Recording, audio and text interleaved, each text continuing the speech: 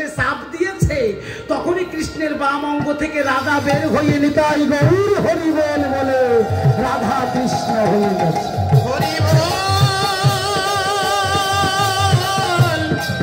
হরি হরি বল। ওমা সেই ভগবান আজকে কলিযুগে অন্তরে কৃষ্ণ বাহিরে রাধা গৌর হয়ে আজকে সচী মায়ের ভাঙা ঘরে লুকাইয়ে পড়েছে। বলে কেন? বলে এই কলিযুগে আমি প্রতিজ্ঞা করেছি, বলে এই কলিযুগে বলে আমার হাতে থাকবে না বাঁশি। আমার কি থাকবে না? কথাগুলো একটু মাথায় রাখবা। বলে আমার হাতে থাকবে না বাঁশি, আমার মুখে থাকবে না হাসি, আর আমার মাথায় থাকবে হরি নামের তরি, নামের তরি, আর আমার গায়ে থাকবে নামাবলি, নামাবলি, আর আমার কাঁধে থাকবে কি থাকবে? মা একটু বলো। হ্যাঁ, ভিক্ষার ঝুলি। ভগবান কত করুণাময়, আজকে কলিযুগে না দেখলে বুঝতে পারবেন না। কি বলছে দেখো, যে আমার হাতে থাকবে না বাঁশি, আমার মুখে থাকবে না হাসি, মাথায় থাকবে হরি নামের তরি, আমার গায়ে থাকবে নামাবলি, আর আমার কাঁধে থাকবে ভিক্ষার ঝুলি। বলে আমি কলিযুগে প্রতিজ্ঞা করেছি আমি ভিখারি হব, নামের ভিখারি, প্রেমের ভিখারি। আমি ভগবান হতে চাই না। যতবার আমি ভগবান বলেছি এই হরি নাম আমি বিতরণ করতে পারিনি। আর এই কলিযুগে যদি নাম বিতরণ করতে না পারি, তাহলে আমার কলির জীবের উদ্ধার হবে না। তাহলে যে প্রকৃত ভগবান বলছে যে আমি নিজেকে ভগবান বলবো না কলিযুগে, আর এই কলিযুগে কত ভগবান আসছে যাচ্ছে, আসছে যাচ্ছে, ভগবানে ভগবানে পৃথিবীতে একেবারে সরাসরি হয়ে গেছে। মানে দুটো একটা ভগবান ল্যাং মারামারি করিয়ে মরিয়েও যাচ্ছে। আবার কত ভগবান বাংলাদেশ থেকে পলাই ইন্ডিয়ায় চলে গেছে, নাম কব না। ভগবান কি যাকে যাকে বলবেন? ভগবানের ভাবটা কি বলছে? আমি নামের ভিখারি, আস্তে আস্তে আমি প্রেমের ভিখারি। ওমা একটা বাচ্চা ছেলে 8 বছর বয়স, আজকে একটু শুনে যাবা আর একটু নিয়ে যাবা। এর কর্মটা কি দেখো, গুরু কৃপায় প্রতিদিন সকালে ঘুম থেকে উঠে মন্দিরে প্রবেশ করে সন্ধ্যা পূজা, ত্রিসন্ধ্যা, গায়ত্রী জপ করে ছেলেটা ভগবানের একটু সেবা দিয়ে তারপরে একটা ভিক্ষার পাত্র নিয়ে ও বাবা নগরে বের হয়ে যায় ভিক্ষা করবার জন্য।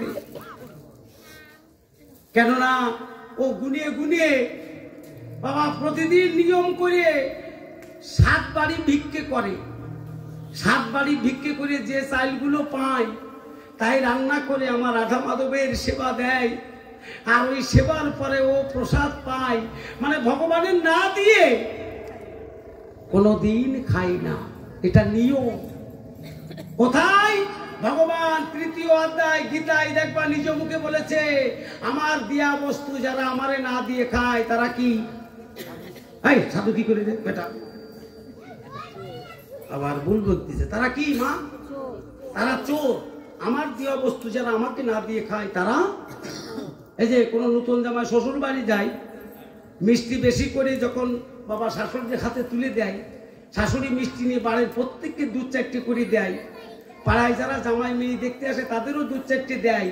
যে জামাই কষ্ট করে মিষ্টি নিয়ে যায় তার হাতে শাশুড়ি যদি একটা মিষ্টি না দেয় তাহলে ওই জামার মনে কত কষ্ট হয়, হবে না? ভগবান বললেন যে ওর মনে যত কষ্ট হয় আমারও দিয়া বস্তু যারা আমারে না দিয়ে খায় আমার ভিতরেও কোটি কোটি গুণ কষ্ট হয়। নিতাই গৌর হরি হরি বল হরি।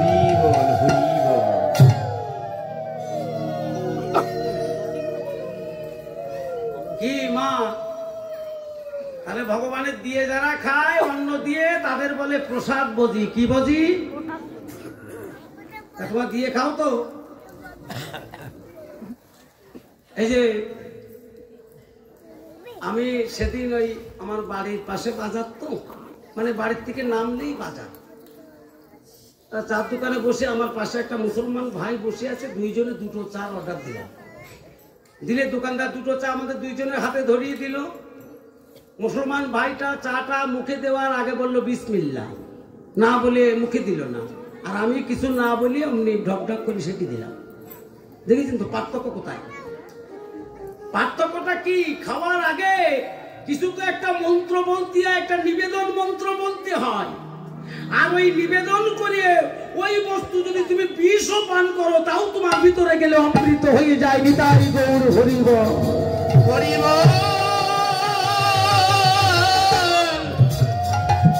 হরি হরিব। আজকে মা এই ছেলেটা ভিক্ষে করতে করতে 5 বাড়ি হয়ে গেছে, বাকি আছে কয় বাড়ি?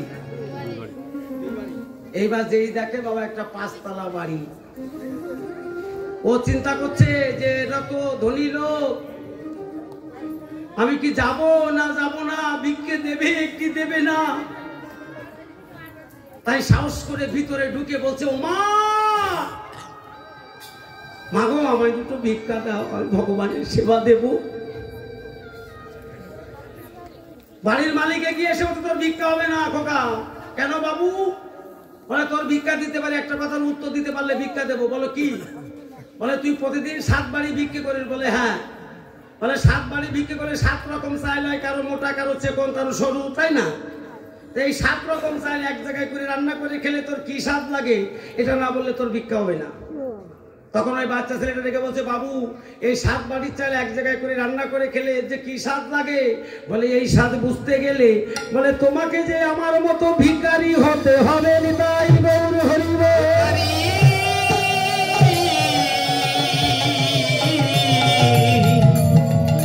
ভিখারি হতে হবে।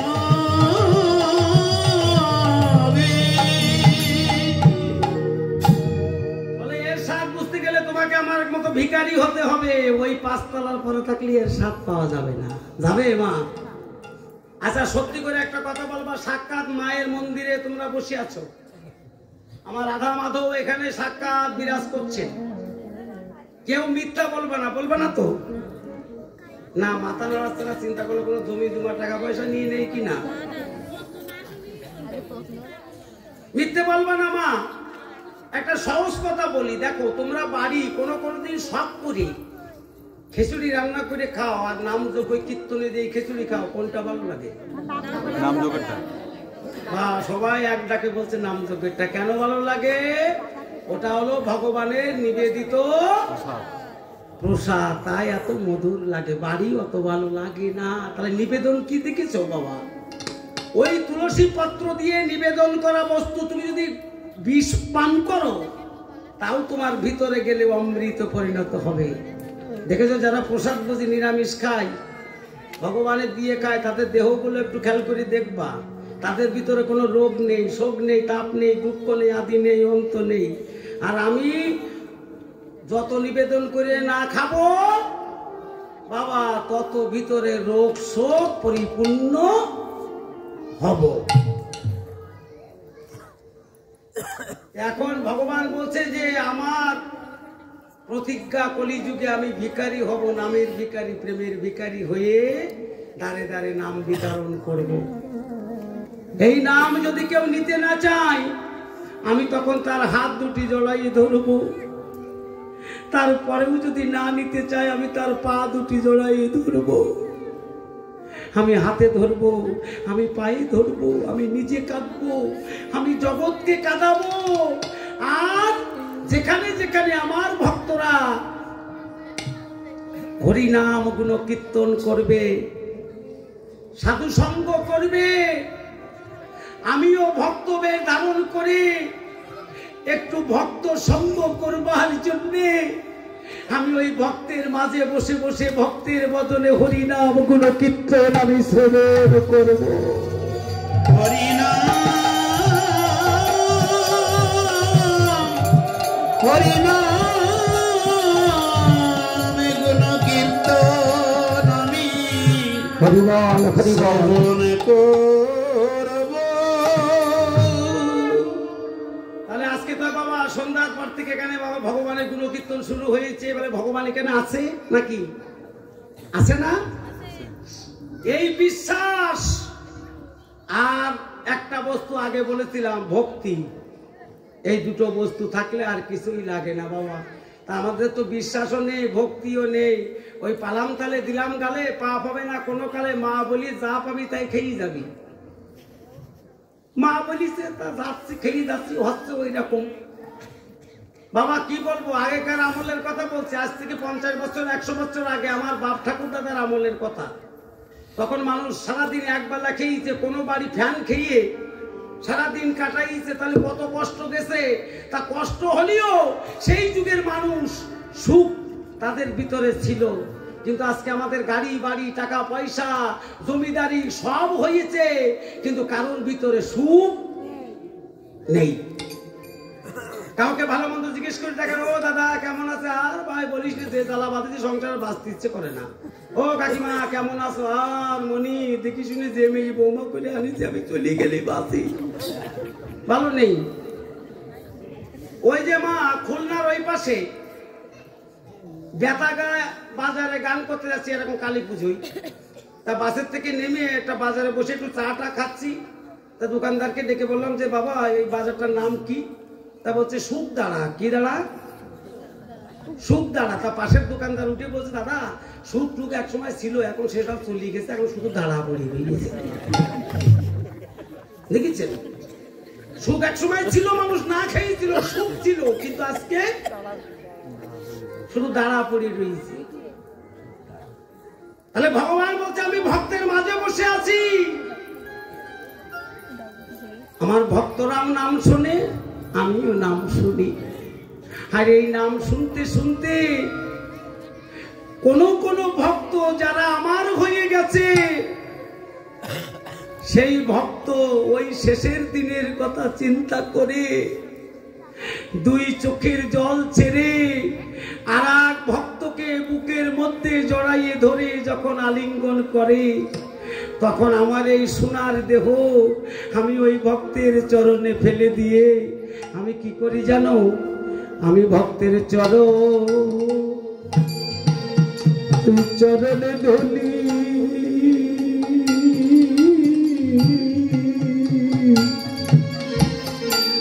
ওরে আমার অঙ্গে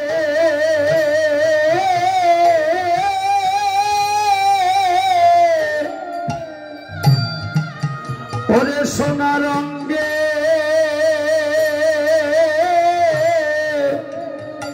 অঙ্গে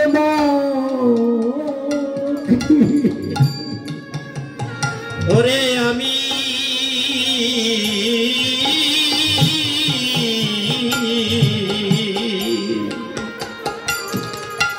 ভক্তের চরণে ধুলি,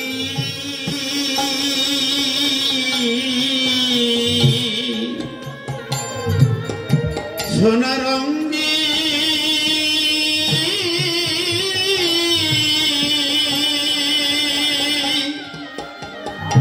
অঙ্গে মাখি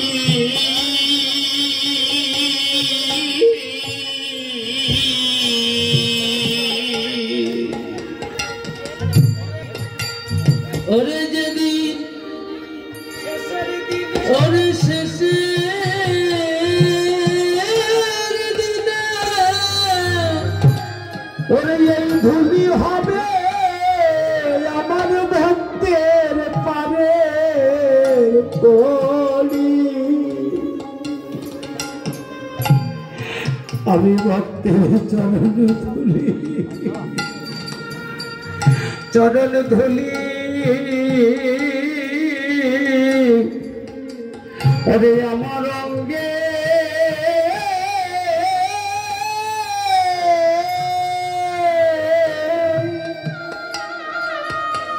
ওরে আমার সোনার অঙ্গে মাখি, ওরে সেদিনে ধুলি হবে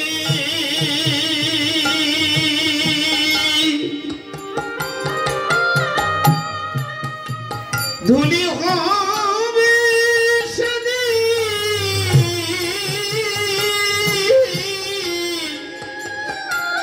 সেদিনে ভক্তেরা পারি করি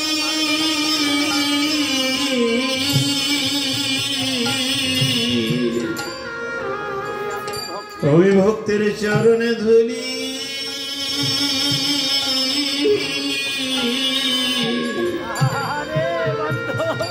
চরণ ধুলি অঙ্গে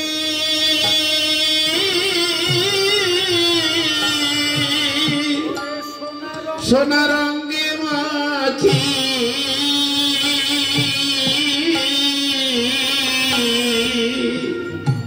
ওরে যেদিন শেষে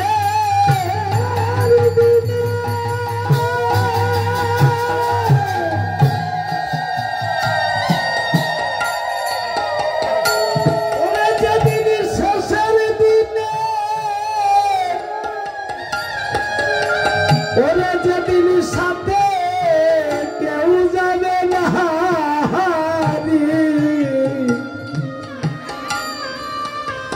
ওরে সেদিন নাম যাবে এই ভক্তের চরণ ধুলি যাবে ওরে যেদিন শেষের দিনে গৌর হরি হরি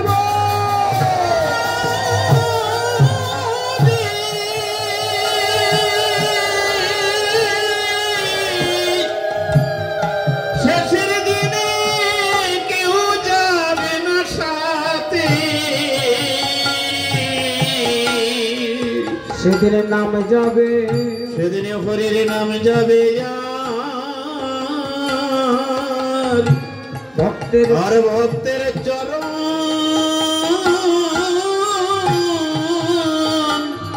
চরণে ধুলি তাই আমি এই ধোলা দেব হরি বল হরি বল ওরে গড়া গড়ি আমি কুড়াইয়ে নেব পারের করি আমি আরে ধোলাই দেব ধোলাই দেব গড়া গড়ি কুড়াইয়ে নেব ভব পারে গড়ি ওরে আমি আর কোনো ধন চাই না হরি আমি চাই ভক্তির চরণ ধুলি আমি আর কোনো ধন চাই না হরি চাই ভক্তের চরণ ধুলি তাই একবার মাখো মাখো ভক্তের চরণ ধুলি আর কোনো ধনে চাই না হরি মাখো মাখো চরণ ধুলি আর কোনো ধনে চাই না হরি বলে মাখো মাখো ভক্তের চরণে ধুলি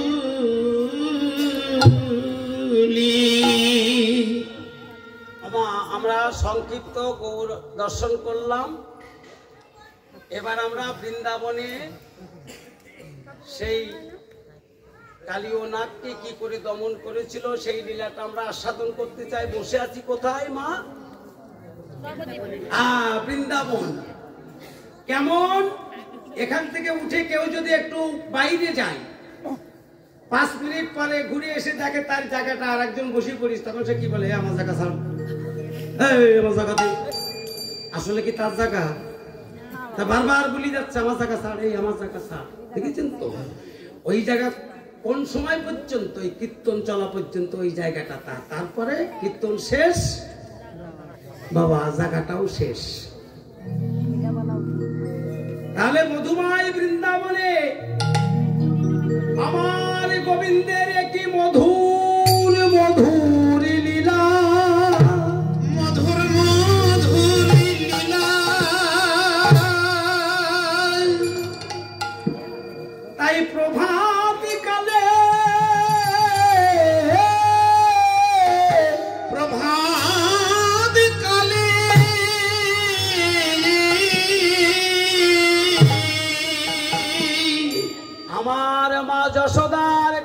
কমাই দিচ্ছিস কেন? বাবা কম দিস নে, দে দেখ দে, প্রতিদিন এইরকম খ্যাপ দিতে হচ্ছে বাবা, দে। তোরাও দেখ টাকার জন্য আসিস, আমরাও টাকার জন্য আসি, এরকম করতে দিস কেন? আজকে ভালো বাজাবি, কালকে ওই পাড়ায় গাবো, বলবো ওই মাইক নিয়ে আসো, না আনলি গাবো না। তোরও মঙ্গল আমাদেরও ভালো, এই ব্যাপার কি ও বোঝে? দে বাবা দে। আমার মা যশোদার কাছে ক্ষীর শহরে নবনী খেয়ে, নবনী খেয়ে আস্তে বাবা দেখ, একটা কথা হারিয়ে গেলে তোদের লস হবে, আমার কিছু হবে না কিন্তু। গাছের শত্রু লতা, আর কীর্তন গাছের শত্রু হচ্ছে বাজে কথা, এগুলো একটু মাথায় রাখবি। দেখ, ধর্ম রক্ষা করা, যাজন করা সম্পূর্ণ আলাদা।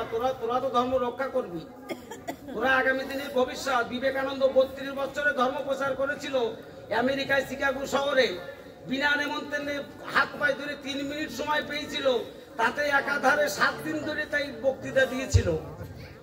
সনাতন, যা কোনোদিন পুরাতন হতে জানে না, যা পূর্বে ছিল বর্তমান আছে ভবিষ্যতে, সেই সনাতন আজকে আমাদের আচরণের জন্য কোথায় যাচ্ছে জানেন? বাসের ভিতরে উঠে পড়লি হেল্পাররা পিছনের দিকে ঠেলি দে, ও দাদা পিছনে যান, পিছনে যান, দিদি পিছনে যান, পিছনে যান। ওইরকম পিছনে ঠেলতে ঠেলতে আমাদেরও সমাজটা পিছনে যাবার মতো অবস্থা হয়।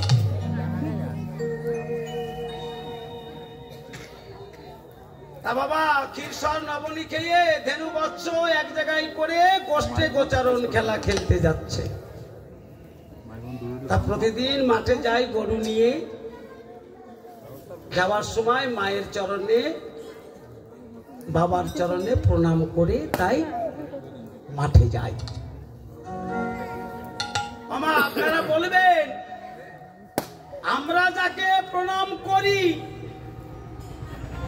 সে যদি বাবা প্রণাম পাই ছাড়া প্রণাম করে, তাহলে আমরা প্রণাম করি কেন? আজকে শুনে যান, ভগবান প্রণাম করে এই জগৎকে শিক্ষা দেবার জন্য বলছে, হে জগৎ, আমি কোন জায়গায় যাবার সময়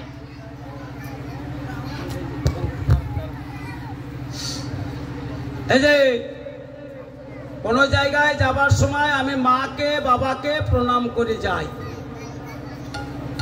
আবার বাড়ি ফিরে এসে প্রণাম করি। কেন?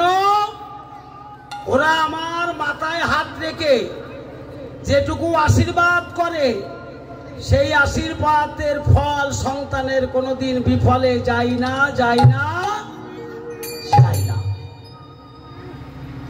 তাই ভগবান নিজে আচরণ করে ধর্ম জীবকে শেখাবার জন্য বলছে, হে জগৎ, ঘরে ঘরে আমার মতো পুত্র যারা তোমরা আছো, সকাল সন্ধ্যায় পারলে ঘুম থেকে উঠে পিতা মাতার চরণে প্রণাম করো। এই যে কোন জায়গায় দূর দেশে শুভ কাজে যাত্রা করলে পিতা মাতার চরণে প্রণাম করে যাবা। পিতা মাতা তোমার মস্তকে হাত রেখে যেটুকু আশীর্বাদ করবে, তুমি যে কাজে যাবা ওই আশীর্বাদে জয় করে তুমি বাড়ি ফিরে আসবা। নিতাই গৌর হরি বল।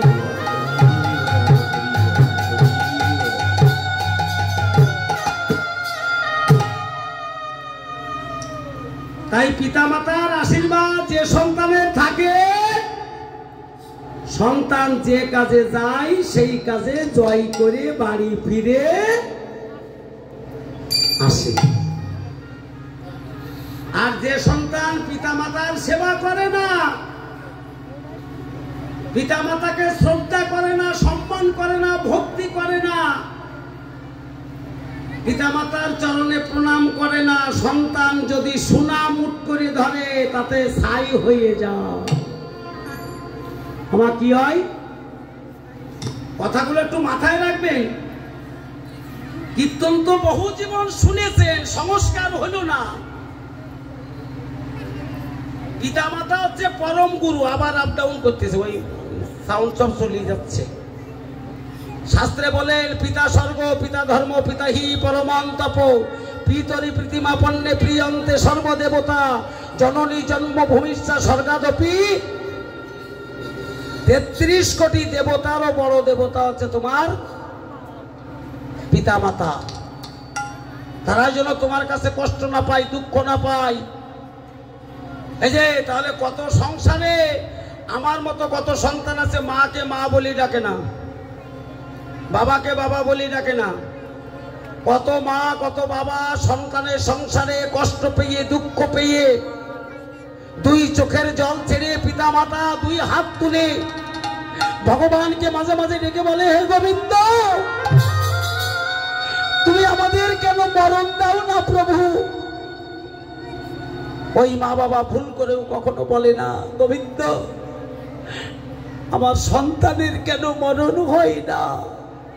বলে নিজেরা মরে যাবে, সন্তান ভালো থাকবে, এই হচ্ছে মা বাবা। মায়ের হাড় যদি মাটিতেও থাকে পুতা, সেই হাড়ে বলে আমার সন্তান রইল কোথায়। বিকেল বেলায় ছেলে বাজারে যাচ্ছে, ছেলে হুমকি দিয়ে ডেকে বলছে, বাবা আজকে যদি তুমি মোবাইল না আনো তোমার সাথে কোনো সম্পর্ক নেই। মেয়ে হুমকি দিচ্ছে, বাবা খাতা কলম না আনলে কালকে কলেজে যাব না। তোমার বৃদ্ধ মা তোমার পেছনে দাঁড়িয়ে বলছে, খোকা সাবধানে যাস, সকাল সকাল বাড়ি আসিস। এই কথাটা বলার এই সংসারে মা ছাড়া জগতে আর কেউ নেই।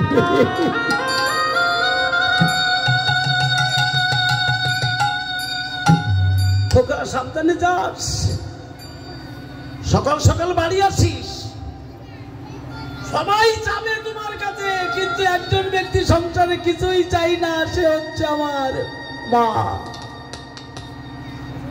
সেই মাকে তুমি মা বলে ডাকো না। জানো একটা কথা শুনে যান বাবা, ওই পিরোজপুর বরগুনা থেকে গান করে রাত্রি বাড়ি ফিরছি, রাত তখন 3:30 4টে বাজে। বাগেরহাটের ভিতরে আমার গাড়িটা মাই করো, আর একটা গাড়ি আমার যশোরের দিকে যাচ্ছে। আমার সামনে আমার এই গাড়ির আলোটা ওর পিছনে পড়িতে 2 লাইন লেখা আছে, একটু শুনে যাবেন। লিখেছে, মা সেই দিনও কাঁদছিল ছেলে ভাত খাইনি বলিয়ে, সেই মা আজও সংসারে কাঁদছে ছেলে ভাত দেয়নি বলি। মা সেই দিনও কাঁদছিল ছেলে ভাত খাইনি বলে, সেই মা সংসারে আজও কাঁদছে ছেলে ভাত দেয়নি বলে। মায়ের কান্দন যাবজ্জীবন। মা ইতিহাসে দেখলাম একটা ছোট্ট ঘটনা, একটু শুনে যাবেন মা, অসুবিধা হচ্ছে না তো। একটা ছেলে আর একটা মেয়ে দীর্ঘদিন ধরে একে অপরে পছন্দ করে, মানে আজকালকের ভাষা আছে ভালোবাসাবাসি যারে বলে। একদিন বিকেল বেলায় মেয়েটার সাথে রাস্তার ধারে ছেলেটা কথা বলতে বলতে বলছে, এই যে দেখো আর দেরি করে লাভ নেই, চলো আজকে আমরা বিয়ে করি। এখন মেয়েটা ছেলেটাকে শর্ত দিচ্ছে যে আমি তোমাকে বিয়ে করতে পারি, আমার একটা শর্ত আছে। কি? বলে তোমার তো 7 কুলে কেউ নেই, তোমার বৃদ্ধ মা আছে বেঁচে, সেই মায়ের বুকের হৃৎপিণ্ডটা তুলে এনে তুমি যদি আমারে দেখাতে পারো, ইতিহাসে দেখবেন যদি আমার কথা মিথ্যা হয়, তাহলে আমি তার বিনিময়ে তোমাকে বিয়ে করতে পারি। ছেলেটা বলছে, তাহলে তুমি এখানে একটু দাঁড়াও, আমি যাবো আর আসবো, তোমাকে এনে দেখাবো। দেখে মা ঘরের ভিতরে শুয়ে, মাকে উঠাই বলছে, মা আমি বড় আশা করে তোমার কাছে এসেছি। বলছে, বাবা এমন করে বলছিস কেন, কি হয়েছে? বলে, আমি যারা দীর্ঘদিন ধরে ভালোবাসি সেই মেয়েটা আমাকে বিয়ে করতে চাই। মা বলছে, খোকা একটু বিয়ে কর, আমি তো একটু বৌমার মুখ দিকে চলে যাই। ছেলেটা বলছে, মা বিয়ে তো করবো, সে একটা শর্ত দিয়েছে। কি? বলে, তোমার বুকের হৃৎপিণ্ডটা তুলে এনে যদি তাকে দেখানো যায়, তার বিনিময়ে সে আমাকে বিয়ে করতে চাই। মা বলছে, খোকা তুই কি চাস? তা ছেলেটা বলছে, মা তোমার ওই বুকের হৃৎপিণ্ডটা তুলে নিয়ে আমি ওকে দেখাতে চাই। মা তখন 2 চোখের জল ছেড়ে বক্ষ ভাসিয়ে কেঁদে কেঁদে বলছে, খোকা রে, তুই কি জানিস এই জগতে বিয়ের পরে যে রমণী মা হতে পারিনি, একটা সন্তান মা নাম শোনার জন্য একটা সন্তানের জন্য এইরকম মন্দিরে পাথরের ওপরে যেয়ে কপাল ঠেকায় যে আমার একটা সন্তান দাও। ও কাকা, তুই যখন এতটুকু ছিলি, শীতের রাত্রে আমার কোলে যখন ঘুমাতিস, ঘুমের ঘরে তুই প্রস্রাব করে যখন তুই বসন ভিজিয়ে ফেলতিস, ওই ভিজে বসনের উপরে তোরে রাখলে তোর অসুখ করবে,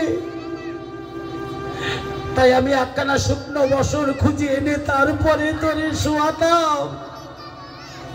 ও কাকা, কত রাত্রি আমি বুকের মধ্যে জড়াইয়ে ধরে আমি তোকে মানুষ করেছি, তা বেঁচে আছি আমি তোর সুখের জন্যে, তা তুই আমার হৃৎপিণ্ড নিয়ে যা বাবা, বাধা দেব না।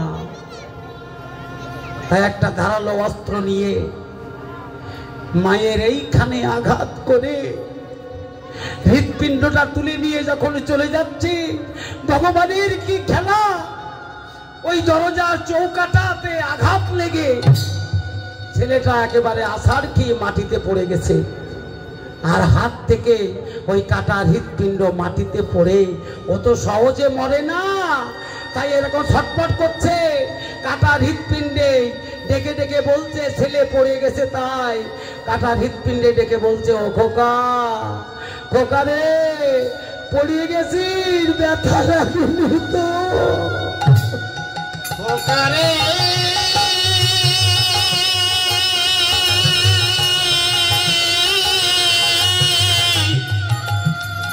ওরে আমার,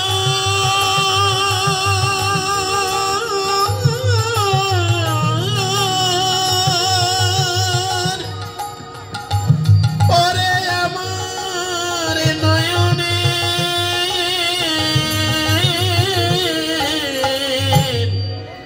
নয়নে মনে রে। ও বাবা, পড়ে গেছিস, ব্যথা লাগেনি তো? সারা পৃথিবীর মা তুমি এক জায়গায় করো, তোমার নিজের মায়ের মতো মা একজনও হবে না, বলে গেলাম। বাবা, সাউন্ডটা আর একটু বাড়াও বাবা। তাহলে আজকে যাদের মা নেই এই জগতে, বাবা নেই, সেই সন্তান বুঝতে পারে যে আমার কি ধন চলে গেছে। সন্ধ্যার পরে যখন সূর্য ডুবে যায়, সারা রাত্রি অন্ধকারে পরিণত হয়, এই জগতে পিতা মাতা চলে গেলে সন্তানের জীবনে অন্ধকার ছাড়া আর কিছুই আসে না। তাই আমি একটা মায়ের গান করবো বাবা, যাদের মা নেই জগতে, যাদের বাবা নেই তাদের জন্যে। এই গানটা আমি ঢাকা শহরে আজকে প্রায় একাধারে 14 বছর গান করি। দুটো আসর 3 ঘন্টা করে গাই, চার দলের কীর্তন থাকে অষ্টকালীন। তা আমার শুধু এই গানটার জন্য কমিটি আমাকে ডাকে, আর সব দল বাদ হয়ে যায়। কোনো আসরে বাবা কোনো বছর 14,000 15,000 টাকা পর্যন্ত পুরস্কার দেয় বাবা, শুধু গান শুনি। না দেখলে আপনি বুঝতে পারবেন না সেই গানটা আমি করি। যার গান তাকে এনে আপনি শুনতে গেলে আপনার 1.5 লক্ষ থেকে 2 লক্ষ টাকা খরচা হবে। সেই গানটা আমি যাদের মা নেই বাবা নেই তাদের জন্য গাচ্ছি আর কি। ও আমার মা, ও আমার মা, ওই যে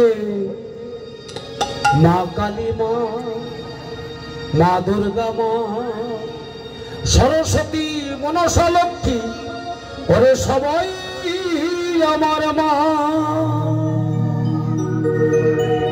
ওরে ওই সকল মাকে এক করিলে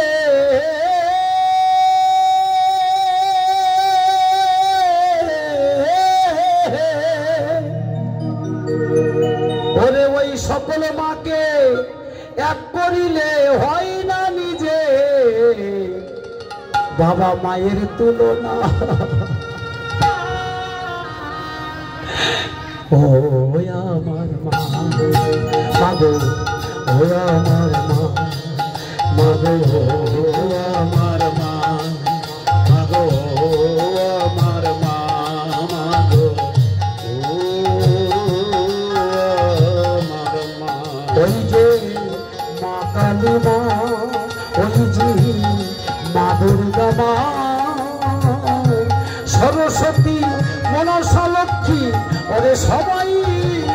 আমার ওরে ওই সকল মাকে এক করিলে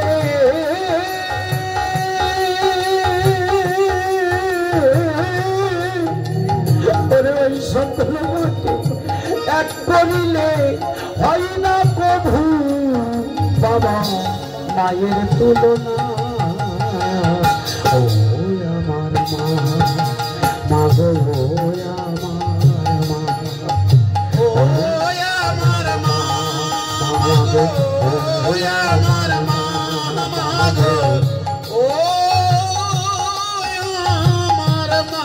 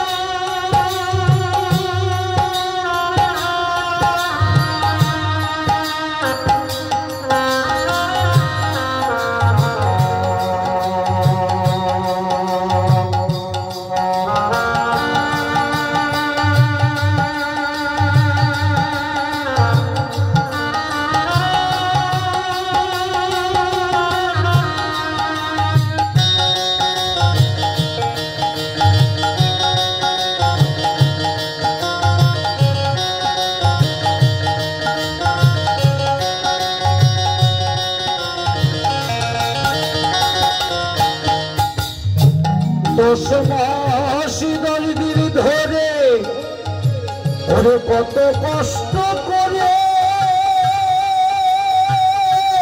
মা এই পৃথিবীর আলো বাতাস ওই মা দেখালে হইতো মা। 10 মাস 10 দিন ধরে কত কষ্ট করি মা,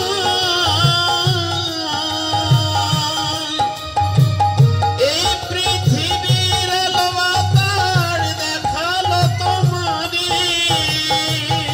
ও শোয়ে প্রসব ব্যথায় দিশে হারা ওরে কত মা যাই যে মারা।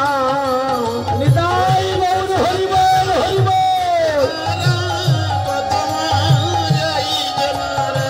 তবু জীবন দিয়ে করে সন্তানের মঙ্গল কামনা। ওই সকল মাকে এক করিলে হয় না প্রভু বাবা মায়ের তুলনা। ও আমার মা গো, ও আমার মা গো, ও আমার মা গো, ও আমার মা গো, ও আমার মা।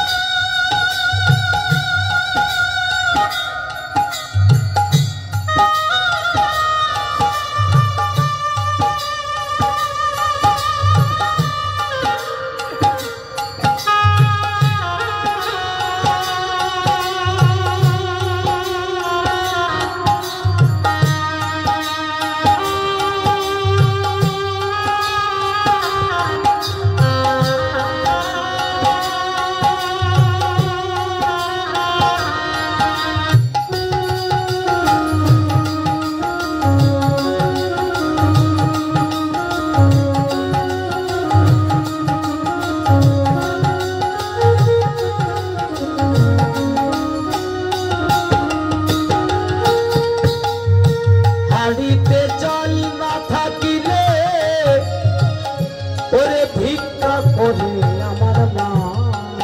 আমার মা ওই মা নিজে না খেয়ে জননী ও তার সন্তানকে বাড়িতে চাল না থাকিলে ভিক্ষা করে আমার মা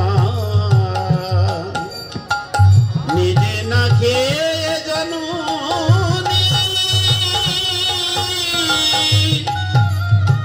সন্তান কি খাওয়াই সন্তান মলমূত্রে মায়ের বিছানা ভিজায় ওরে আমার মা গিয়ে তার মাঝে ঘুমায় সন্তান মলমূত্রে বিছানা ভিজাই মাগিয়ে তার মাঝে ঘুমাই ওরে সয়ে সন্তানের সুখের লাগি পেল কত যাত না ওরে ওই সকল মাকে এক করিলে হয় না প্রভু নিজে বাবা মায়ের তুলনা ও আমার মা মা গো ও আমার মা মা গো ও আমার মা ওই আমার মা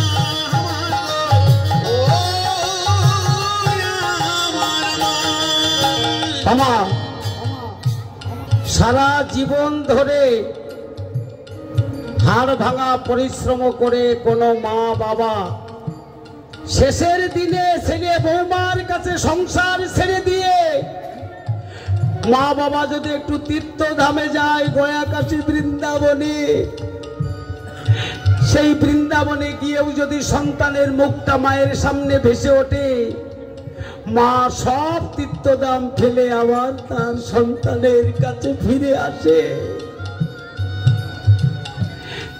এই সংসারে যদি সবচেয়ে বড় মিথ্যেবাদী কেউ থাকে সে হচ্ছে আমার মা যদি বলেন কেমন একেবারে গরিবের সংসার 5 জন মানুষ ভালো মন্দ খেতে পারে না বহুদিন পরে বাবা একটা মাছ কিনেছে 5খানা মাছ করেছে সকালে ছেলে ছোট ছেলেটা জল দিয়া ভাত খেয়ে স্কুলে গেছে দুপুর বেলায় সেই 5খানা মাছ রান্না করেছে বহুদিন পরে মাছটা খাবে তাই খেতে খেতে বড় ছেলে বাবা 2খানা খেয়ে ফেলেছে মানে একজনের মাছ সে বাবা উনি খেয়েছে বড় ছেলে এবার মা যে খেতে যেই দেখে 1খানা মাছ আছে মার জন্যে ছোট ছেলের মাছখানা বড় ছেলে খেয়ে নিয়েছে বৌমাকে ডেকে বলছে বৌমা আমার ছোট ছেলের মাছ কই বলে মা তোমার বড় ছেলে সে মাছটা খেয়ে নিয়েছে আমি কি করব বলো এখন মা কি করেছে ছোট ছেলে জানে যে মাছ কিনেছে আজকে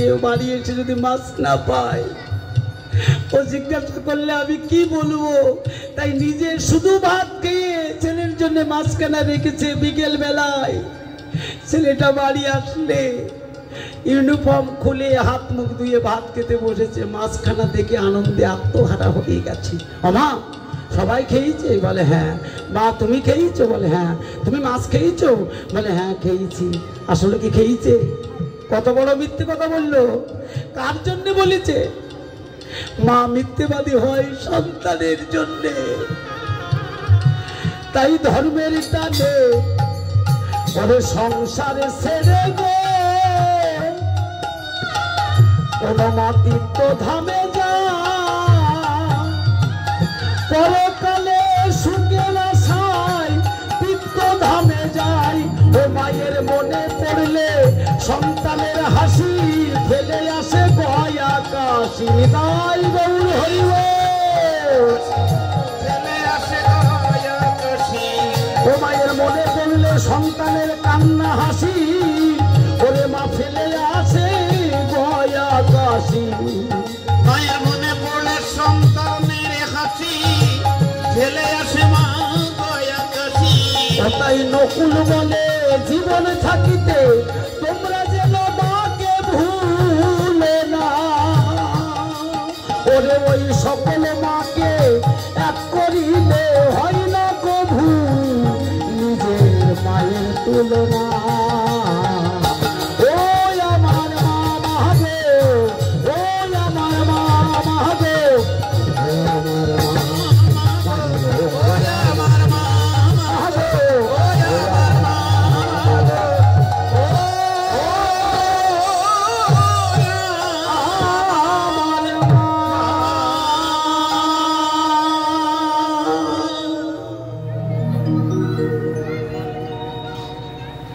ক্ষমা তাই গোবিন্দ মাকে প্রণাম করে বেনুবচ্চ নিয়ে মাঠে যখন গরুগুলো ছেড়ে দিয়ে খেলা খেলছে, এই যে সখাগণের সাথে কোথায় না বৃন্দাবনে বটবৃক্ষের ছায়ায় বসে গোবিন্দ খেলা খেলছে। প্রতিদিন ওই বট গাছের নিচে খেলা করে কেন মা?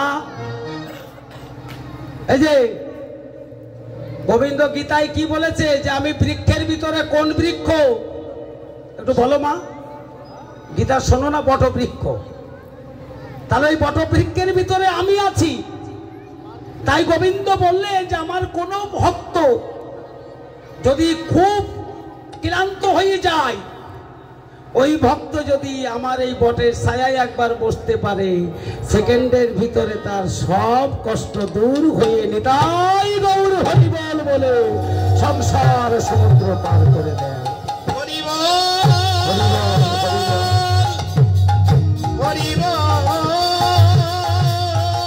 হরিবল রে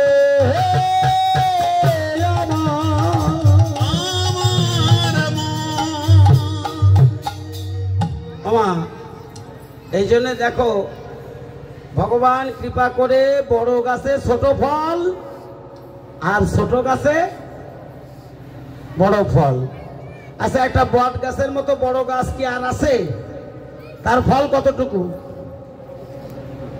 এতটুকু। আর একটা কুমড়ো গাছ কতটুকু? তার ফল কত বড়? আচ্ছা, কুমড়ো ফলের মতো ফল যদি একটা বট গাছে দিত, ওর তলায় কেউ বসতো? তাহলে ভগবানের কত করুণা দেখেছ? হ্যাঁ, এই জন্য বট গাছের নিচে খেলা খেলছে। আজকের খেলাটা একটু অন্য খেলা। কি খেলা? ওরে খেলা বি নদে খেলা, সকলে রাখাল শোনে,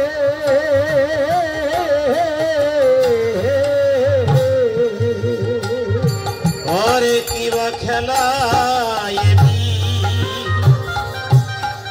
বিনোদ খেলা,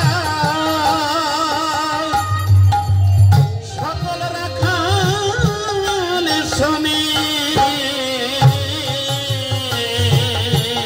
কোথায় সবে মিলে দাঁড়াইল, ও ভাই কানাই মাঝল, আরে কেবল সবে মিলে দাঁড়াইল ভাই কানাই মাঝে লয়ে।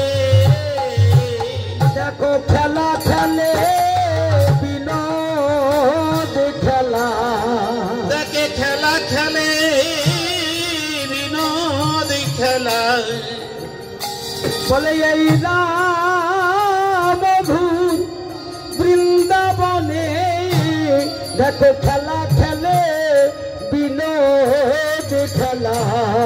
এই না মধুর বৃন্দাবনে খেলা খেলে বিনোদ খেলা।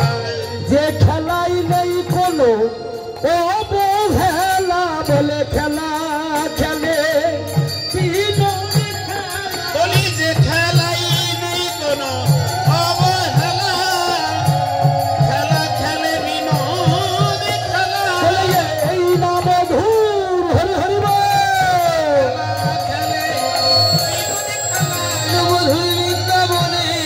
খেলা খেলে বিনোদ খেলা।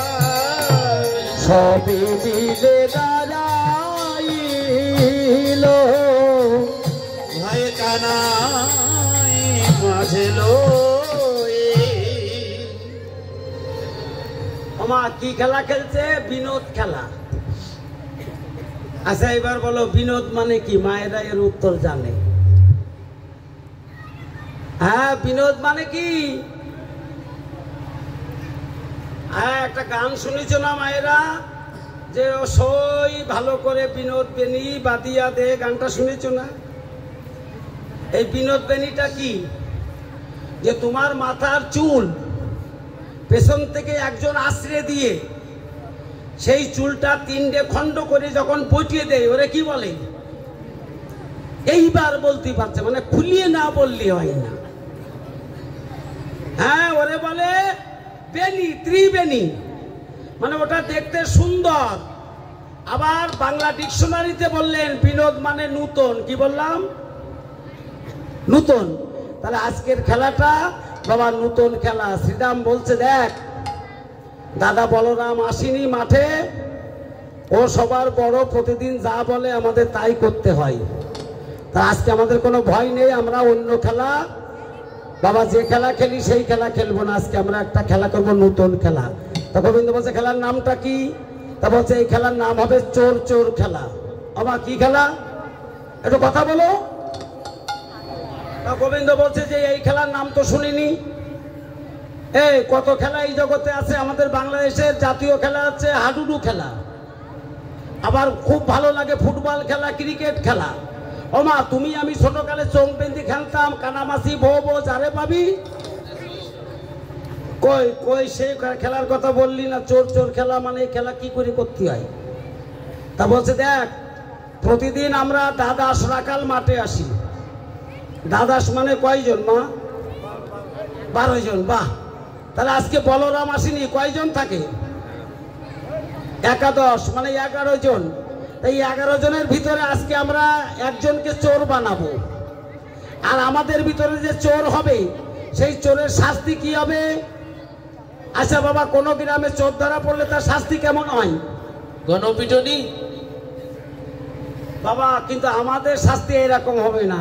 আমাদের ভিতরে যে চোর হবে সেই চোরের শাস্তি হবে এই বটতলা থেকে একজন করে কাঁধে করে ওই যমুনার ঘাট পর্যন্ত নিয়ে যাবে।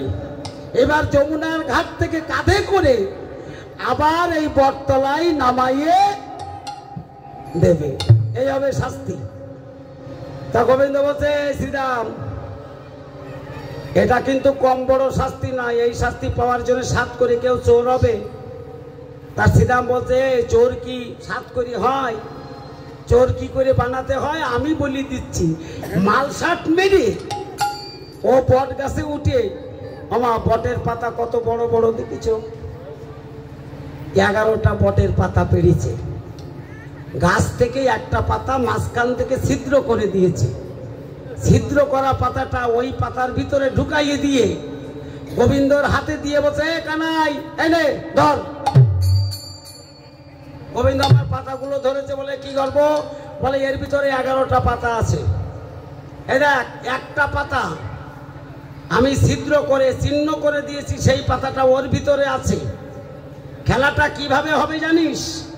1 সকা করে চোখ বেঁধে দেব, আর ওই চোখ বাঁধা অবস্থায় তোর হাত থেকে একখানা করে পাতা টানবে, আর এই পাতা টানতে টানতে যার ভাগ্যে ওই ছিদ্র পাতা পড়বে সেই হবে আজকে খেলার চোর। নিতাই গৌর হরি বল।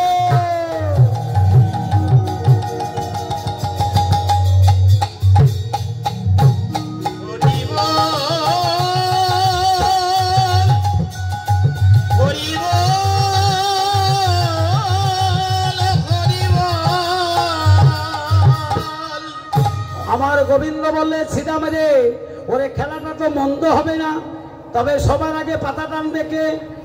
সব সকারা বলি উঠলো খেলাটা যে পাতাইছে তার চোখ বেঁধে দাও আগে। কে পাতাইছে? শ্রীরাম। বলে ওর চোখ বেঁধে দাও, ওর ভাগ্যে ছিদ্র পাতা পড়লে আজকে খেলার মজা ও বুঝতে পারবে। তাই ধরে বেঁধে শ্রীরামের চোখ বেঁধে দিয়েছে। শ্রীরাম বুঝতে পারেনি যে আমারই আগে চোখ বেঁধে দেবে। বাবা পাতা টানতে যাচ্ছে না, যদি ওই পাতাটা পড়ে যায়, ওই পাতাটা পড়ে যায় গোবিন্দের সামনে দাঁড়াইয়ে বাবা বসনের ভিতরে 2 হাত জোর করে শ্রীরাম কেঁদে কেঁদে বলছে কানাই এই বৃন্দাবনে তোকে আজকে আমরা কত ভালোবাসি রে শ্রীরাম রে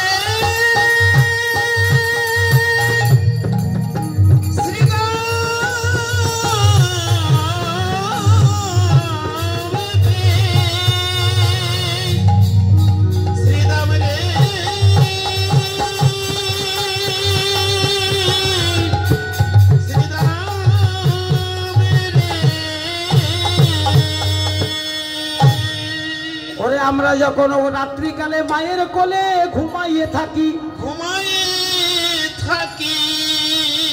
ও শ্রীরাম ঘুমের ঘরে মাঝে মাঝে আমরা কানাই কানাই বলে ডেকে উঠি, কানাই কানাই বলে ডেকে উঠি। ও কানাই রে, তাই একদিনের জন্যেও তোকে যদি আমরা ভালোবেসে থাকি ভাই, কানাই রে, তোর হাত থেকে পাতা টানবো, তুই যেন ওই ছিদ্র পাতা ভাই আমাকে দিবি না। ভগবান অন্তর্যামী, ভক্তের ওই কান্না অন্তরে জানতে পেরে মনে মনে ভগবান বলছে, এই জগতে আমি সবই কিছু সইতে পারি, আমি দুটো বস্তু সইতে পারি না, একটা হলো আমার ভক্তের চোখের জল, আর একটা কারো অহংকার আমি সইতে পারি না। আমি সইতে পারি না রে। আমা দুটো বস্তু বলে আমি সব সইতে পারি, দুটো বস্তু সইতে পারি না, একটা ভক্তের চোখের জল আর এই জগতে কারো অহংকার আমি কোনোদিন সইতে পারি না। কেননা কোনো ভক্ত প্রতিদিন এক বুন্ডুর জল ওর ভিতরে একটা তুলসী পত্র দিয়ে হা কৃষ্ণ গোবিন্দ কৃপা করো বলি প্রতিদিন ওই তুলসী পত্র আমার চরণে নিবেদন করে, আমি সেই ভক্তের কাছে এক জন্মে নয়, আমি জন্ম জন্মান্তরে সেই ভক্তের কাছে আমি বিক্রয় হয়ে যাই।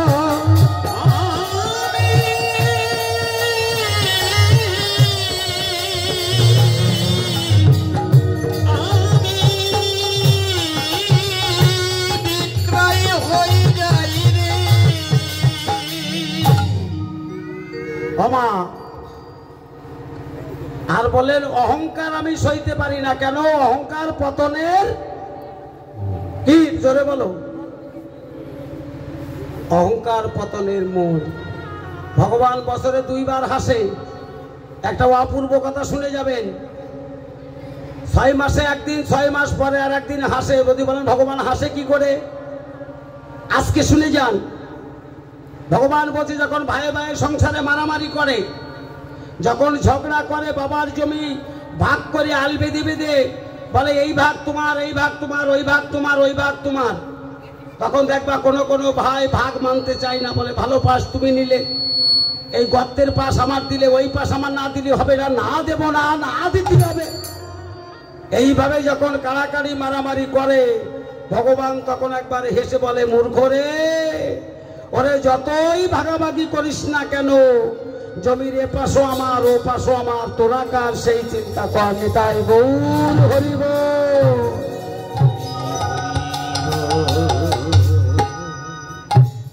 সেই দিন একবার হাসে, জমির এ পাশও আমার ও পাশও আমার। আর কবে দেখবা অনেক রুগী মৃত্যু শয্যায় হয়ে গেছে, বাবা চলে যাবার মতো, না বুঝে অনেক ডাক্তার এসে বলে চিন্তা করবেন না, আমি আসছি বেঁচে যাবে। ভগবান তখন একবার হেসে নারদকে ডেকে বলছে, ও নারদ, ওরে ওই ডাক্তার সুস্থ শরীরে বাড়ি ফিরতে পারবে কিনা, ডাক্তার কি তা জানে? ও গ্যারান্টি কার্ড দেয় কি করি? বলে ডাক্তার কি ডাক, বলে ডাক্তার, বলে ও রোগের চিকিৎসা করতে পারে, কিন্তু মৃত্যুর চিকিৎসা আমি ছাড়া জগতে কেউ জানে না, ও বাঁচবে কি মরবে আমি জানি। ভগবান সেই দিন একবার হাসে। বাবা এত অহংকার আমাদের, রূপের অহংকার, জায়গা জমির অহংকার, গাড়ি বাড়ির অহংকার, যার 1 লাখ টাকা জমা করতে পারে সে 5 লাখ টাকার গরম হয়, সব অহংকার পতনের। আজকে একটা কথা শুনে যাও বাবা, একটা গরুর যখন দেখবে একটা বাছুর হয়, সেই বাছুরটার দাম আনুমানিক 15-20 হাজার টাকা বাছুরটার দাম হয়, কিন্তু গরুটার কোনো শব্দ থাকে না।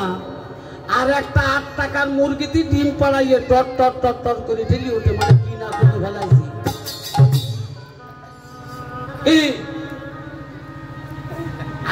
আমি সুবোধ বাবু হাসপাতালে চলে যাব, আমার বাড়িওয়ালারা বাড়ি নিয়ে আসবে, পাড়া প্রতিবেশীরা ডেকে বলবে চল লাশ আইস দেখে আসি। কি আইছে? সুবোধ আইস? কি সুবোধ আসিনি? কে আইছে? 1 ঘন্টা আগে সুবোধ ভালো ছিল, সুবোধ ছিল, প্রাণ পাখি চলে গেছে, লাশ হয়ে গেছে। দেখেছেন, এটাই সংসার। ওই তুলসী তলায় ফেলে রাখবে কতক্ষণ? যারে তুমি সংসারে বেশি ভালোবেসেছিলে সেই তোমার একটা পাত্রে গোবর গুলাইয়ে বসে থাকবে, কখন নিয়ে যাবে বেশিক্ষণ রাখতে চায় না, ছড়া ঝাড় দিয়ে মুক্ত করবো। কাকে ভালোবেসেছেন সংসারে? ভগবানকে বাদ দিয়ে আমরা যাকে ভালোবেসেছি। কীর্তন শুনতে যাচ্ছে, পাশের বাড়ি দিদিকে ডাক দিয়ে বলছে ও দিদি কীর্তন শুরু হয়ে গেল, যাবি নে? উত্তরে কি পাবেন? যাবো তো দিদি, নাতি ছেলেটা এমন অবস্থা করিছে আমার সারা মোটে শুতে চাই না। ওই নাতি ছেলে একদিন বড় হয়ে ডেকে বলছে ও বুড়ি মরবি কবে? হ্যাঁ, ভালোবাসা আউট অফ দ্য মার্কেট, এক কথাই শেষ। এই বাবা বসি পড়, বসি পড়। মামা ও বুড়ি মরবি কবে? এই দুধটা একটু পাশে রাখো দিন, সাধনটা আমার গানে আছে, গলায় বাঁধছে আর কি। হ্যাঁ, একটু দূরে রাখো। হ্যাঁ, বাহ, ওই প্রদীপ আছে, আর দরকার নেই। মামা তাহলে 4 জনা কাঁধে করে তুলসী তলা থেকে তুলে যখন হরিনাম করিতে করিতে যাবে শ্মশানে ঘাটে, শ্মশান ঘাটে, আর ওই হরিনামের মাঝে দেখবা একজন চিৎকার করে বলে ওঠে বলো হরি, বলো হরি, বলো হরি। বাবা কাকে বলতে বলছে? ওই যে কাঁচা বাঁশের দুলনায় শুয়ে আছে, ওরে বলছে ডেকে, ওরে তুই তো জীবিত থাকতে একদিন হরি বলে ডাকিসনি, আজকে চলে যাচ্ছিস, যাবার সময় একবার হরি বলে যা। বলো হরি, বলো হরি। আর ওই পায়ের তলে মাথাটা নাড়ায়, আর কি বলে? বলে যখন বলার সময় ছিল তখন বলতে পারিনি, আজকে বলার দিন পুরাই গেছে, আর বলা হবে না। বাবা আমরা সবকিছুর সময় পাবো, ভালো মন্দ খাওয়ার সময় পাবো, ঘুমোই না, ঘুমোই না। এত সকালে কারো ঘুম আসে? আমরা কত রাত জেগে বসে আছি, বোঝো না? ঘুম দেখলে ঘুম আসে। বাবা সবকিছুর সময় পাবো, ভালো গাড়ি বাড়ি চড়তে পারবো, কিন্তু ভগবানের টাকার সময় চলে গেলে আর পাওয়া যাবে না। আমি যে ভাবছি এই যে আপেলের মতন চেহারা আমার, এই যে একদিন বেগুন পোড়ার মতন হয়ে যাবে, তা কি আমরা ভাবি? হ্যাঁ, এই আপেলের মতন চেহারা একদিন বেগুন পোড়ার মতন হয়ে যাবে।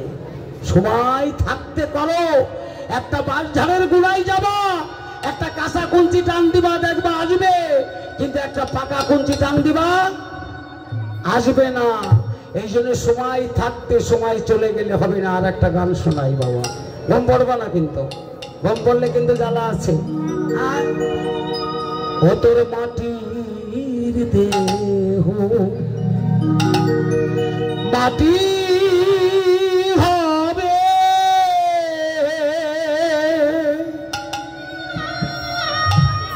পুরে হবে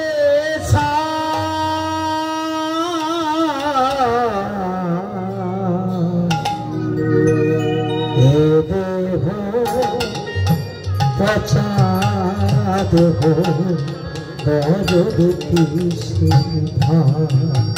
ও তো মাটির দেহ মাটি হবে, উড়ে হবে সাই,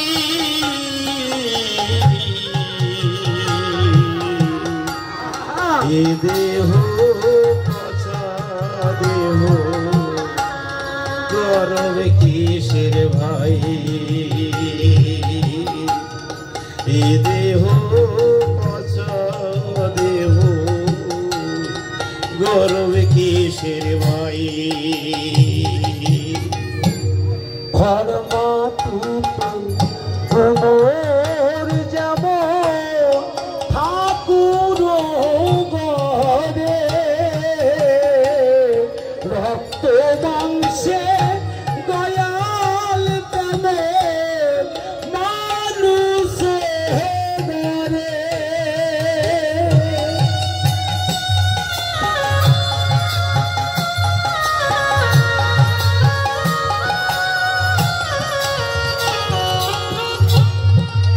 ঘর মাটিতে কোমর যেমন ঠাকুর গড়ি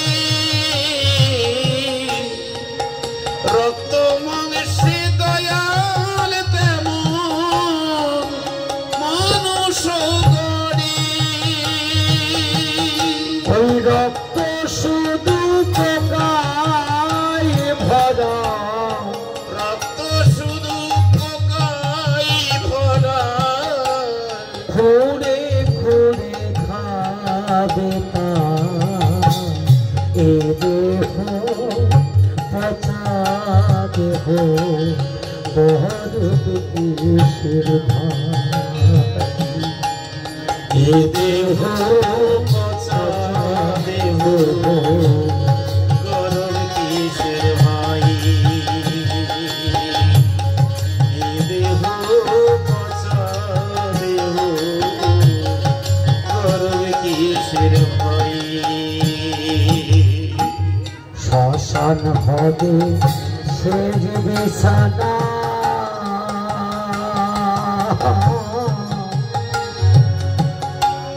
রব ঘুমায়ে খাঁচা ভরে রবে পাখি যারো পালাই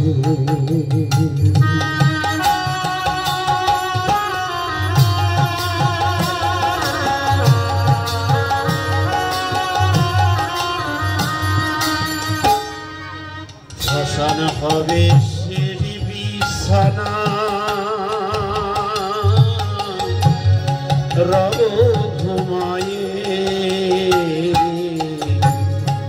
খাঁচা পড়ে রবে পাখি যাবে পালিয়ে প্রাণ পাখি পালালে দেহ আর দেবে না সারা রাতে বলে সকাল হলে বলবে বাসি মরা প্রাণ পাখি পালালে দেহ আর দেবে না সারা রাতে মলি সকাল হলি বলবি বাসি মরা ওই আপন স্বজন বলিবে সবাই আপন স্বজন বলবে সবাই ওহ মরা ছুটে নাই এ দেহ কাঁচা দেহ বহন কিসের ভাই এ দেহ কাঁচা দেহ বহন কিসের ভাই ও তো মাটি দেহ মাটি হবে পুড়ে হবে ছাই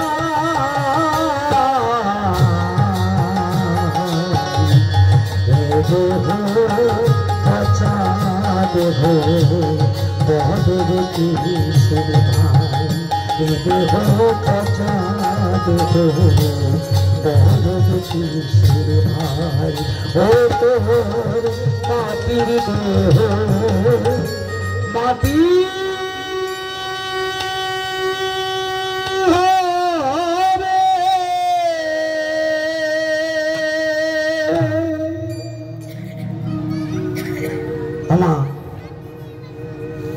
শ্রীরাম যখন কানতে কানতে পাতা টানতে যাচ্ছে, ভক্তের চোখের জল লেগে ভগবান ইচ্ছা করে শ্রীরামের হাতে একখানা ভালো পাতা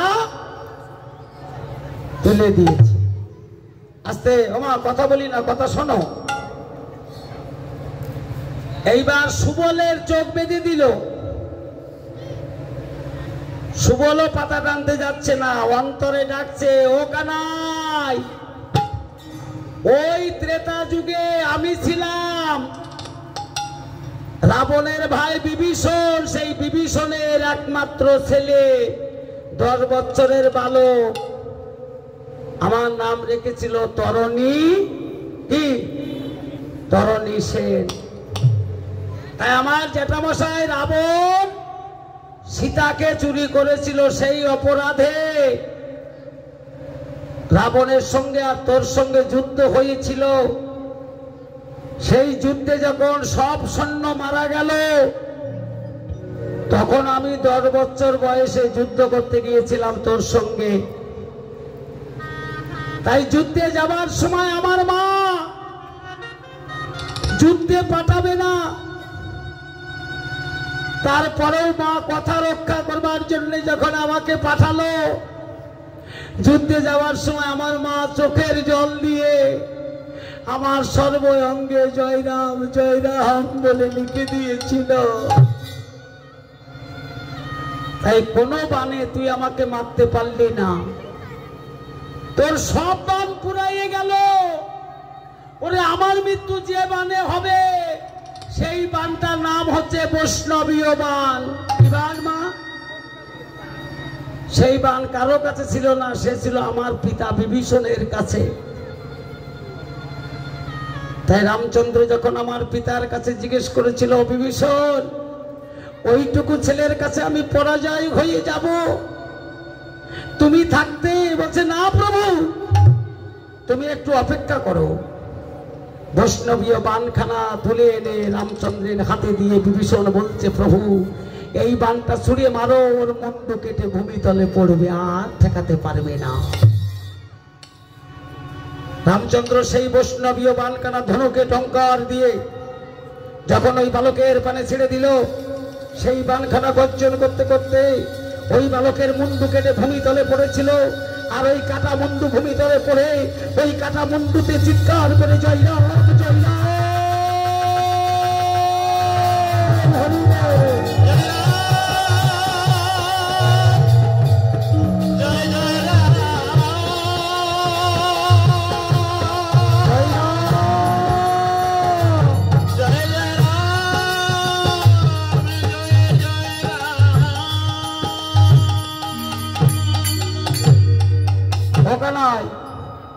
আমার কাটামুন্ডুতে যখন জয়রাম জয়রাম বলে ডাকছে, তুই তখন কাটামুন্ডু তুলে নিয়ে বলেছিলি যে আমার জীবনে কোনোদিন শুনিনি কারো কাটামুন্ডুতে রাম রাম বলে। তো বালক, তুই আজকে তোর মৃত্যুকালে যে সুবল তুই আমাকে শোনালি, আগত দাপারে বৃন্দাবনে তোর নাম হবে কি? সুবল। তোর সঙ্গে হবে আমার রাধাকুণ্ডে মিলন, কথা দিলাম। তাই আজকে সুবলের চোখ বেঁধে দিয়েছে। সুবল বলছে, কানাই, তুই বলেছিলি আমিও পাতা টানতে গিয়ে যেন আমার হাতে একটা ভালো পাতা দিবি। বাবা, সবাই যাচ্ছে ডাকতে ডাকতে, ভগবান সবার হাতে একখানা করে ভালো পাতা দিতে দিতে দিতে 10 খানা দেয়া হয়ে গেছে, হাতে আছে একখানা। সেই পাতাটা কোন পাতা? ওই ছিদ্র পাতা। কারো দিতে পারলো না। ওই ছিদ্র পাতা আমার গোবিন্দের হাতে দেখে সব সকারা চিৎকার করে বলে উঠলে, দেখ দেখে কানাই চল,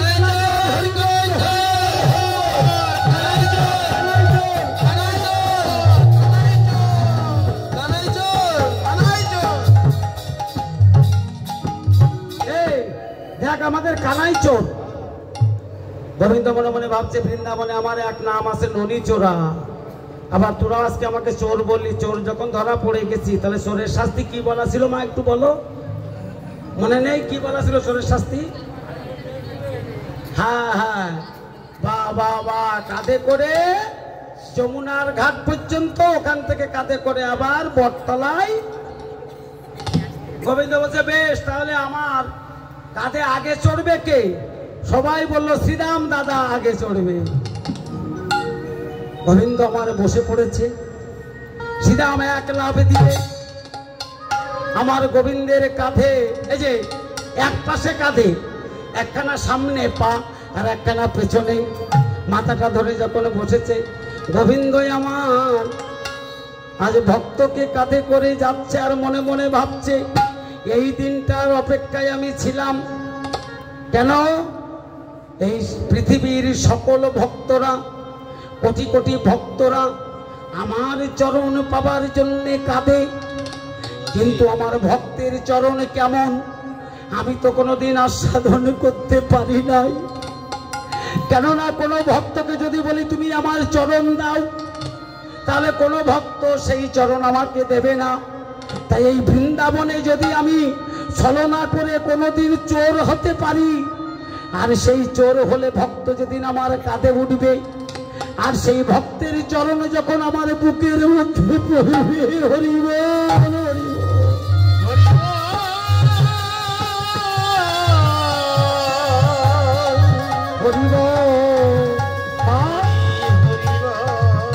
তখন আমি ভক্তের চরণে জড়াই ধরে দেখবো আমার ভক্তের চরণের স্বাদ কেমন।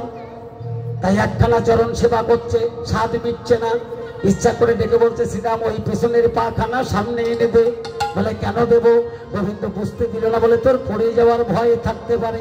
শ্রীরাম মনে মনে ভাবছে আমি পড়ে যেতেও পারি, তাই পেছনের পা খানা এবার দুই পাশ দিয়ে, কারণ আমরা কাঁধে করি না বাচ্চাদের, তাহলে পা দুখানা কোথায় পড়েছে? ভক্তের গোবিন্দের বক্ষ মাঝে। গোবিন্দ তৎক্ষণে দুখানা চরণ বক্ষ মাঝে জড়াইয়ে ধরে বাবা কেঁদে কেঁদে বলছে এই ভক্তকে ছেড়ে একদিন আমি মথুরায় চলে যাব, আর এই ভক্তকে ছেড়ে যাবার বেদনা সইতে না পেরে আমার ভগবান দুই চোখের জলে কাঁদতে লাগলো। আর ওই চোখের জলের ফোঁটা ফোঁটা ওই ভক্তের চরণের উপরে যেয়ে পড়ছে। হ্যাঁ, আর আমার ভগবান কি করছে? চোখের জলে ভক্ত চরণ ওরে ধোয়ায়ে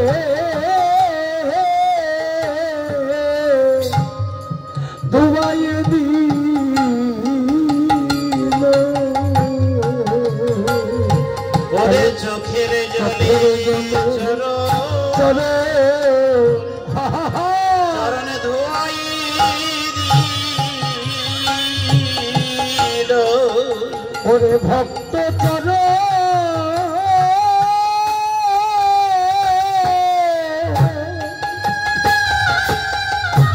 ওরে বক্ষ মাঝে জড়াইয়ে ধরে, ওরে চোখের জলে চরণ ওই চরণ ধোয়াইয়ে দিল, ওরে বক্ষ মাঝে হরিব হরিব চোখের জলে চরণ ধোয়ায়ে দিল। ওমা আমার গোবিন্দ বললেন আমি হইতে আমার নাম বড়, নাম বড়, আর নাম হইতে আমার ভক্ত বড়, আর ভক্ত হইতে ভক্তের চরণ ধুলি আরো বড়, চরণে ধুলি আরো বড়।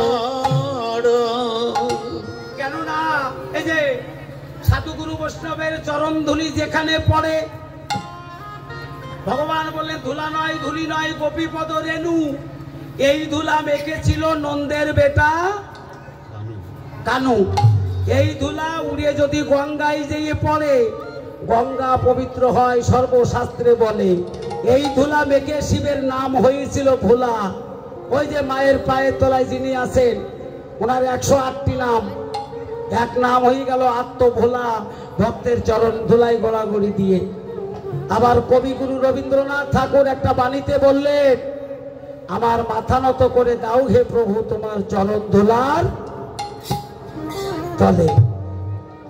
বিশ্বকবি তিনি মাথা নিচু করলেন ভক্তের চরণে, আমার ভগবান মাথা নিচু করে ধুলি মাখলেন, শিব মাথা নিচু করলেন পরম বৈষ্ণব, আর আমার মাথা নিচু করে ধুলি মাখতে সম্মানে বাদে। এই যে আজকে শুনে যাও, কলসি যদি সোনারও হয়, সেই সোনার কলসিকে ছোট্ট একটা গিলাসের কাছে তার বারবার মাথা নত করতে হয়। কি হয় না? কলসি সোনার হোক আর রূপোর হোক, যত দামি হোক না কেন, ছোট্ট গিলাসের কাছে তার বারবার মাথা নিচু করতে হয়। কেন? যত করবা মাথা নিচু, তত জীবনে পাবা কিছু। করবা না নিচু, কিছুই পাবা না বাবা। এই যে মাথা নিচু করে ধুলি মাখলে কি হয় আজকে শুনে যাও। একটা জালের কাঠি নিবা, সাগরের কিনারে যাবা, দেখবা অসংখ্য ছোট বড় পাথর পড়ে রয়েছে। ওই পাথরে জালের কাঠি ছোঁয়াবা, ছোঁয়াতে ছোঁয়াতে দেখবা ওই পাথরের ভিতরে পরশ পাথর আছে লুকাইয়ে। সেই পরশ পাথরে যেদিন জালের কাঠি ছোঁয়া পড়ে যাবে, সেই দিন তোমার জালের কাঠি সোনা সোনা হয়ে যাবে। আমা পরশ পাথরে যত লোহা ছোঁয়াবা ততই সোনা হয়ে যাবে।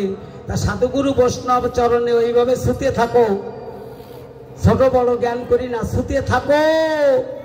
যদি ছোট বড় জ্ঞান করো, মনে করো সব পাথরে জালের কাঠি ছোঁয়াবো না, টেরা বেকা ভাঙাচুরো পাথরে ছোঁয়াবো না, ডিজাইনের মাল দেখে দেখে ছোঁয়াবো, তাই যদি মনে করো ওই বাদ দিয়ে যাবা, পরশ পাথর ওখানে বাদ পড়ে থাকবে, তোমার ভাগ্য হবে না। তাই ছুতে ছুতে থাকো বাবা। দেখবা ছুতে ছুতে এই সাধুর ভিতরে ওই পরশ পাথরের মতো সাধুরা থাকে বসে। সেই সাধুর চরণে যেদিন হাতখানা পড়ে যাবে, তোমার এই দেহটা সোনার দেহ হয়ে নিতাই গৌর হরি বল বলে সংসার সমুদ্র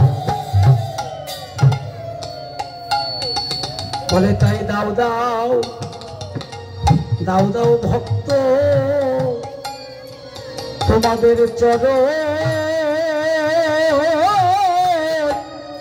ওই চরণ ধুলি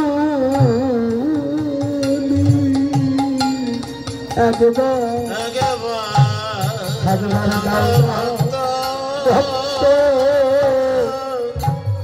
চরণে ধুলি, ওরে ওই ধুলি হবে ওরে শেষের দিনে পারে কোহরি। ওরে দাও দাও দাও ভক্ত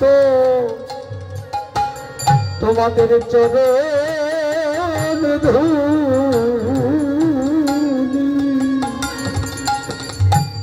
ওরে ধুলি হবে, ওরে ধুলি হবে পরের কড়ি, দাও দাও ভক্ত তোমাদের চরণে ধুলি। ও মা তোমরা উঠে না শোনো একটা কথা বলি, তোমরা দান করো, আমি তোমাদের আশীর্বাদ করে যাব।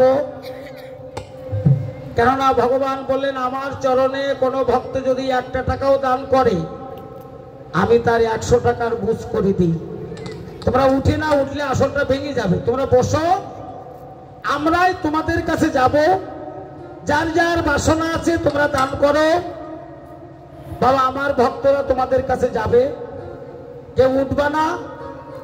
আর উঠবে কারা? যারা একটু বেশি দিতে পারে, মানে 50 টাকা 100 টাকা 500 টাকা যারা বেশি দেবে, তারা আমার হাতে দিয়ে যাক, আমি বড় করে নাম ঘোষণা করে বড় করে আশীর্বাদ করে দিয়ে যাব। কেননা আলেকজান্ডার ছিল শ্রেষ্ঠ ধনী, পৃথিবীর 7 বার প্রদক্ষিণ করেছিল। যাবার সময় ছেলেদের বলেছিল আমার খালি হাত দোকানা 2 পাশে ঝুলাইয়ে দিবা, ওই কাঁচা বাঁশের দোল নাই। সারা পৃথিবীর লোক দেখবে যে আজকে আলেকজান্ডার ধনকূপের মালিক চলে যাচ্ছে, যাবার সময় খালি হাতে চলে গেল, কিছুই নিয়ে যেতে পারলো না। আবার কিছুই সঙ্গে যাবে না। একমাত্র হরি নাম যাবে আর এই প্রাণ যাবে, আর কিছুই যাবে না। তাই আমার ভক্তরা যাচ্ছে আপনাদের কাছে, আপনারা যে যা পারেন দেবেন, আর বেশি দিলে আমার কাছে দেবেন। বলি তো ফেলালাম, সম্মান থাকবে কিনা জানি না। হরি বল। যাও বাবা, তোমরা যাও, একটু যাও, ভক্তের দ্বারে দ্বারে যাও।